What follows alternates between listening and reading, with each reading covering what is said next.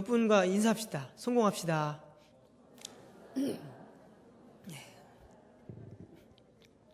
네, 성공하시라고 하면 좋죠? 네, 저도 좋습니다. 앞으로 목회 성공을 어떻게 할 것인가, 네, 저도 참 궁금합니다.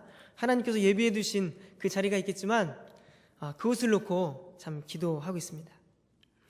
하나님은 참 왕성한 활동을 해서 왕성한 그러니까 활동을 해야 될 그런 목회자들이 있는데, 그들을 주님의 품으로 가끔 부르시는 것을 볼 수가 있습니다. 사람들은 하나님께 그럴 때 질문합니다. 하나님, 이제 시작인데요. 이제 주를 위해서 일할 만한데 뭐가 그리 급해서 데려가시나요? 왜 벌써 부르십니까?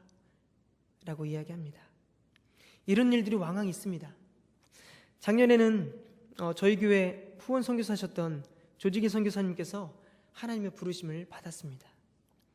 파키스탄 외국인 신분으로서 한국에 와서 총신대에서 공부를 하셨습니다. 그리고 졸업하시고 다시 파키스탄으로 들어가셔서 사역을 하셨습니다. 그렇게 신대원의 과정을 마치고 오래지 않아 하나님의 부름을 받으셨습니다. 하나님의 분명한 뜻이 저는 있었다고 생각합니다. 그러나 어렵게 외국에서 신대원을 마치고 한창 사역을 할 시기에 또 가장으로 세 자녀의 아빠로서 그 자녀를 키워야 될 그런 분께서 소천을 하셨습니다. 하나님의 부름을 받았다는 그 사실이 너무나 아쉬울 뿐입니다. 하나님의 계획이, 그분을 향한 계획이 어떤지 모르지만 저는 질문했습니다. 하나님, 왜 벌써 데려가십니까? 선교지는 어떻게 하고요? 자녀들은 어떻게 하고요? 저는 자녀가 셋 있습니다. 그 장난꾸러기 세 자녀의 가장으로서 있습니다. 이제 선교사님의 사모님은 혼자 그 세 자녀를 키우고 살아간다는 그런 막막한 생활을 해야만 합니다. 그 소식을 듣고 가슴이 너무 아파왔습니다. 세 자녀의 아버지라 그런지 마음이 너무 아팠습니다. 현지인들이 훈련을 받아서 선교하는 것보다 좋은 것은 없습니다. 이슬람권인 파키스탄에서 그분이 직접 신학을 전공하고 그래서 선교사가 되어서 직접 그 고장에 가서 복음을 전한다는 것보다 좋은 것은 없습니다. 그래서 하나님은 분명 그를 부르셨고 그를 통하여 하나님의 귀한 나라를 이루시고자 부르신 것이 분명합니다. 지금은 이제 이 땅에 홀로 남겨진 사모님 그리고 세 자녀들만 이 땅에 남았습니다. 선교사님을 부르신 하나님의 계획이 빗나간 것일까요? 오늘 본문의 스데반 집사님은 또한 이른 죽음을 맞이하셨습니다. 하나님의 뜻이 이루어지지 않은 것일까요? 사람의 걸음을 인도하신 하나님, 그리고 실수가 없다고 우리는 고백하는 하나님, 오늘 말씀을 통해서 실수가 없다고 우리가 고백하는 그 하나님을 만나시기를 소망합니다. 우리가 7장 1절에서 53절까지 말씀 보면 스데반 집사님이 공회원들의 앞에서 설교하는 장면이 나옵니다. 스데반 집사님이 사람들에게 돌에 맞아 죽게 된 원인이 바로 그들 앞에서 열정적인 복음을 전했기 때문이었습니다. 설교 한편으로 스데반 집사님은 그만 세상을 떠나고 맙니다. 너무나 허무합니다. 그렇게 할 것까지 있었는가? 너무나 무모한 선택이 아니었는가? 도전이 아니었는가? 그렇게 생각할 정도입니다. 6장을 보면 12사도들이 모여서 7집사를 세웁니다. 그들은 하나같이 성령과 지혜가 충만하여 칭찬받는 사람이라고 말씀합니다. 사도들이 해야 할 일을 이제 7집사님들에게 맡기기 위함이었습니다. 사도들이 해야 할 일을 맡긴다는 것은 정말 중요한 부분을 그들이 감당하고 있다는 사실입니다. 사도들이 7집사님들에게 맡길 만큼 그들은 은사와 지혜와 능력이 많은 사람들이었습니다. 하나님 나라를 위해 큰 일을 할 수 있을 만큼 역량 있는 분들이었습니다. 7집사 중에 한 명이 바로 오늘 본문의 스데반 집사입니다.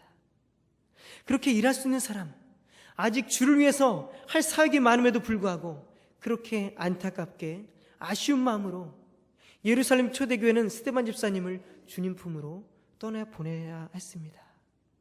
교회적으로 손실입니다. 은사가 많고 성령이 충만하고 지혜가 있는 사람들이 교회 내에서 얼마나 필요하겠습니까? 한참 왕성하게 복음이 전해질 때, 이곳저곳에서 감당할 일이 넘쳐날 때 그 사람은 정말 필요한 사람입니다. 한 사람이 아쉽습니다. 그러니 하나님께 다시 질문하게 됩니다. 하나님께서 사용하시기 위해 선택하신 그 집사님을 왜 데려가셨나요? 짧은 설교 한 번 했던 것으로 왜 그의 인상이 끝나야만 하나요? 교회에서 그의 손길이 얼마나 필요한데요, 데려갈 사람이 그분밖에 없었나요? 인간적인 마음에 너무 허무합니다. 억울하기만 합니다. 복음을 전해서 어떤 결실이라도 맺어야 하는데, 설교를 통해서 한 사람의 영혼이 그토록 중요하다고 하니까 단 한 사람이라도 그의 설교를 통해서 변화되어야 되는데, 회개의 역사가 일어나야 되는데, 그렇게 됐더라면, 위안이 있으려면 그 설교를 들은 사람들은 아무런 반응이 없습니다. 오히려 자신이 죽는 꼴이 되었으니 어처구니 없는 일이 발생하고 말았습니다. 공회를 향해서 목이 곧고 마음과 귀에 할례를 받지 못한 사람들아, 너희는 그 의인을 잡아준 자요 살인한 자가 되었다 이야기합니다. 이렇게 거침없는 발언은 그러니까 죽음을 각오한 외침이었습니다. 이런 말을 하면 어쩌면 내가 죽을 수 있을지도 모른다는 그런 결과가 나타날 것이라는 것을 예상했을 것입니다. 결국 스데반 집사님은 돌에 맞아 죽게 됩니다. 사랑하는 여러분, 복음 때문에 예상되는 좋지 않은 결과가 기다리고 있다면 여러분들은 어떻게 하시겠습니까? 스데반 집사님을 향해 조금만 신중했더라면 말리고 싶었겠습니까? 계란으로 바위치기를 하는 것인데 그렇게 무모한 일을 할 필요가 있었는가라고 하실 분이 계십니까? 때로는 지혜롭게, 때로는 신중하게, 때로는 한 걸음 물러서서 기다려야 할 때가 있습니다. 그러나 죽음이 내 앞에 엄습해 온다고 할지라도 결코 굽히지 말아야 할 때가 있습니다. 내게 손해가 와도 그리스도인으로서 마땅히 지켜야 할 도리가 있다면 맞서야 할 때가 있습니다. 다니엘이 금신상 앞에서 절하지 아니하고 하나님을 향한 기도를 멈추지 아니할 때 그의 앞에는 평소보다 뜨거운 7배나 뜨거운 풀무불이 있었습니다. 그리고 굶주린 사자가 그를 기다리고 있었습니다. 그러나 다니엘은 금신상에게 절하지 않습니다. 전에 하던 대로 예루살렘을 향한 창문을 열고 하루에 3번 무릎 꿇고 기도합니다. 죽음 앞에 두렵지 않은 사람이 없죠. 그러나 무엇보다 가장 가치 있는 죽음은 주를 위해 살다가, 주를 위해 복음을 전하다가 그분의 뜻대로 살다가 하나님의 부르심을 받는 사람들입니다. 비록 짧은 생애를 살았다 할지라도 삶을 가치 있게 살았다고 말할 수 있는 것은 하나님을 위해 나의 몸과 정성과 나의 모든 것을 드렸기 때문이라 말할 수 있는 겁니다. 세상은 우리를 향해 어리석다 합니다. 왜 보이지 않는 실체를, 존재를 위해 사느냐? 시간 들이고 물질 들이고 세상에서 섬김을 받을 수 있는 위치에 있는데 왜 교회 가서 다른 사람을 섬겨야 하느냐? 그렇게 이야기합니다. 너에게는 누릴 것이 많은데 왜 그것들을 누리지 않고, 세상에는 즐길 것들이 많은데 왜 그 세상 것들을, 많은 것들을 즐길 수 있음에도 왜 그들을 즐기지 않느냐? 그것이야말로 어리석고 너는 실패한 인생이다라고 말합니다. 세상의 눈으로 보면 정말 실패한 인생입니다. 어리석은 인생입니다.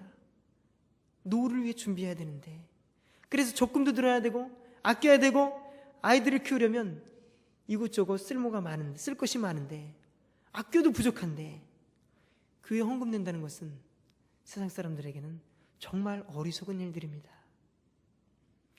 오늘 스데반 집사님처럼 복음이라는 것 때문에, 예수님 그분 때문에 죽었다고 하는 것은 더 이해가 가지 않는 것입니다. 봐라, 한번 보아라, 결과가 어떤가? 결국 죽음인데 그것이 잘한 일인가? 그것은 완전한 실패다 이야기합니다. 그렇다면 스데반 집사님의 모습을 보면서 정말 스데반 집사님은 실패한 삶을 산 것인가? 최선을 다해 노력했지만 원하는 결과를 얻지 못했을 때, 뜻대로 되지 않았을 때 우리는 그것을 실패라고 이야기합니다. 실패 후에 바늘과 실처럼 뒤따라오는 단어가 있습니다.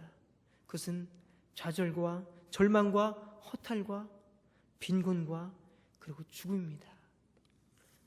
아무리 봐도 스데반 집사님은 실패했습니다. 실패한 인생입니다. 한 사람이라도 변화됐으면 좋으련만 그 누구도 변화시키지 못했습니다. 스데반의 설교를 듣고 있던 사람들은 스데반을 죽이기 위해 오히려 혈안이 되어 있었습니다. 그리고 돌을 들어 칩니다. 8장 1절에 사울은 그가 죽임당함을 마땅히 여기더라 라고 말씀하고 있습니다. 공회가 원하던 대로 그는 죽었습니다. 사울이라는 자는 마땅히 여겼습니다. 그들은 성공했습니다. 원하는 대로 됐습니다. 그러나 생명을 다해 복음을 외치던 스데반은 죽었습니다.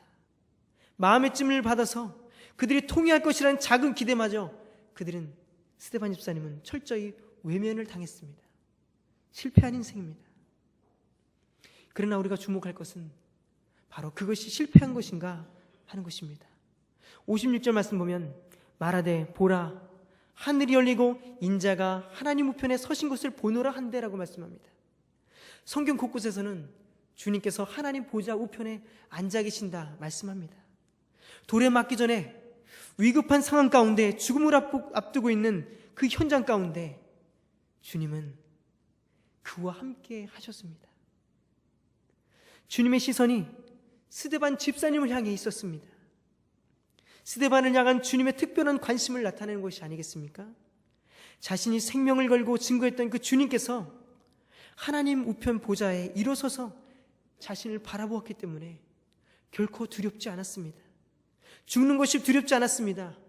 돌을 맞는 것이 두렵지 않습니다. 돌을 맞는 그 순간 속에서도 그는 소망을 잃지 않았습니다. 숨이 멎는 순간까지 예수께서 가신 그 길을 뒤따르기에 몸부림을 쳤습니다. 60절을 한번 보십시오. 돌을 맞고 있는 상황이라고 보기에는 정말 힘든 자세를 취하고 있습니다. 돌이 날아오면 어떻게 해서라도 덜 맞기 위해 팔을 가리고 몸을 움츠리는 것이 아마 우리들의 본능이 아닌가 생각됩니다. 그런데 스데반 집사님은 하나님께 기도하기 위해 그 상황 속에서 무릎을 꿇습니다. 그리고 돌을 던지는 그들을 향해 기도합니다. 주여, 이 죄를 그들에게 돌리지 마옵소서. 누가복음 23장 34절 말씀 보면 예수님께서 십자가상에서 이런 말씀하셨습니다. 아버지, 저들을 사하여 주옵소서. 자기들이 하는 것을 알지 못함이니이다. 사람을 보면 도저히 할 수 없는 일입니다. 체면을 차린다면 그들 앞에서 도저히 할 수 없는 일입니다. 오직 예수님만 바라보고 닮아가기에 얼마나 몸부림을 쳤을까 하는 그것을 생각해 봅니다. 죽기 전까지 예수께서 죄인을 사랑하시고 그들을 위해 기도하셨던 모습처럼 그 또한 자신을 향해 돌을 집어 던지는 그들을 위해서 기도하고 있습니다. 스데반 집사님을 향해 우리는 실패한 삶을 살았다고 이야기할 수 있을까요? 비록 다른 사람들보다 고통 가운데 숨은 거두었지만 그의 피투성이 된 마지막 모습은 누구보다 평안하였습니다. 이 말을 하고 자니라. 성경 그렇게 말씀합니다. 눈물 나는 장면입니다. 목사이지만 평생을 주를 위해 살아간다고 고백하고 살아가는 사람이지만 스데반 집사님의 이 마지막 모습을 보면 정말 마음이 아픕니다. 내가 정말 그렇게 살 수 있을까? 라는 질문을 던질 수밖에 없었습니다. 어느 누가 스데반 집사님이 실패한 삶을 살았다고 이야기할 수 있습니까? 그의 삶이 실패하지 않았다는 것은 우리가 8장 이후의 말씀 보면 더 생생하게 증언하고 있습니다. 이 사건으로 인해서 더 큰 박해가 일어납니다. 예루살렘에 있던 그리스도인들이 유대와 사마리아 모든 땅끝까지 땅까지 흩어졌다고 말씀합니다. 그 흩어진 사람들은 그곳에서 몸을 움츠리고 있는 것이 아니라 오히려 복음을 전하게 됐습니다. 그리고 마땅히 잘 죽었다고 했던 그 사울, 당연히 잘 죽었다고 했던 그 사울이 그들을 잡기 위해서 다메섹 도상으로 올라가던 중에 예수님을 만나게 됩니다. 그리고 변하게 됩니다. 그래서 그 위대한 이방인의 사도 바로 바울로 쓰임을 받게 되었습니다. 한 사람의 희생은 복음이 이 세상을 향해 뻗어나가게 되는 그런 밑거름이 되었습니다. 이 모든 과정에서 일하시는 그 하나님을 한번 기억해 보십시오. 아하, 무릎을 탁 칠 수밖에 없습니다. 하나님의 놀라운 뜻이 여기 있었구나. 하나님의 놀랍고 위대한 일을 우리가 이 말씀을 통해서 볼 수가 있습니다. 지금 여러분들이 주를 위해 헌신하고 수고하고 있는 일들은 아무것도 헛된 것이 없습니다. 주의 일을 하다가도 어그러지고 낙심하게 되는 상황이 벌어지고 좌절할 위기에 있을지라도 그럼에도 하나님은 그 수고를 낱낱이 기억하고 계십니다. 여러분들의 수고가 밑거름이 돼서 더 크고 더 좋은 일을 하나님은 계획하고 계십니다. 예수 안에서 성공적인 삶을 살도록 주님은 여러분들을 눈동자같이 보고 계십니다. 응원하고 계십니다. 그러니 눈앞의 일만 바라보지 마시기 바랍니다. 하나님 우편에 서서 여러분들을 바라보시고 도우시고 인도하시는 예수님, 여러분들의 사역 속에서 잘 감당하도록 성령님을 통하여 지금도 예수님은 일하고 계십니다. 좋지 않은 시선과 비판의 소리가 들린다 할지라도 보좌에 서서 스데반 집사님을 바라보았던 그 주님을 바라보시기 원합니다.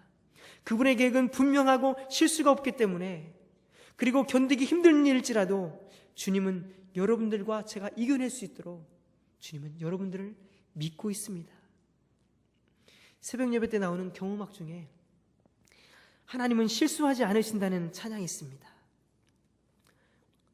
며칠 전에 새벽에 기도를 하면서 그 찬양의 멜로디가 나왔습니다. 그 찬양의 가사가 떠올랐습니다. 그리고 두 눈에는 눈물이 흘렀습니다. 어떤 단어 때문에 그랬냐면 실수하지 않으신다네. 그 찬양이 이렇습니다. 내가 걷는 이 길이 혹 굽어도는 수가 있어도 내 심장이 울렁이고 가슴 아파도 내 마음속으로 여전히 기뻐하는 까닭은 하나님은 실수하지 않으심일세.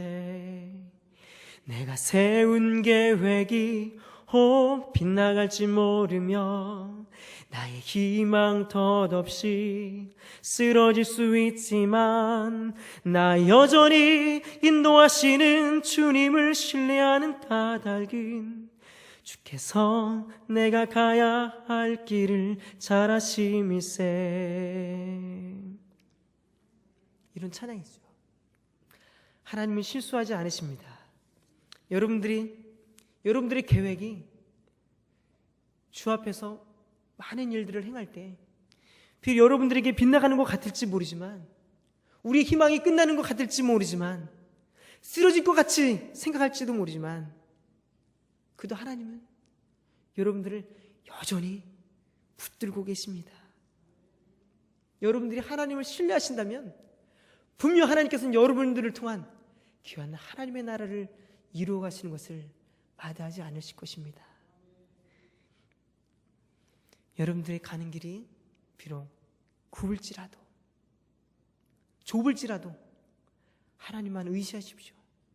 여러분들이 가는 길이 실패하는 것 같을지라도 오늘 스데반 집사님처럼 하나님을 바라봤을 때 그분께서 서서 나를 바라보고 있다는 그 소망과 확신 가운데 그것만 가지고 있다면 내가 가는 길이 힘들지라도 분명 낙심하거나 좌절하거나 실망하거나 스스로 목숨을 끊는 절대 이런 일은 여러분들 가운데 벌어지지 않을 것입니다.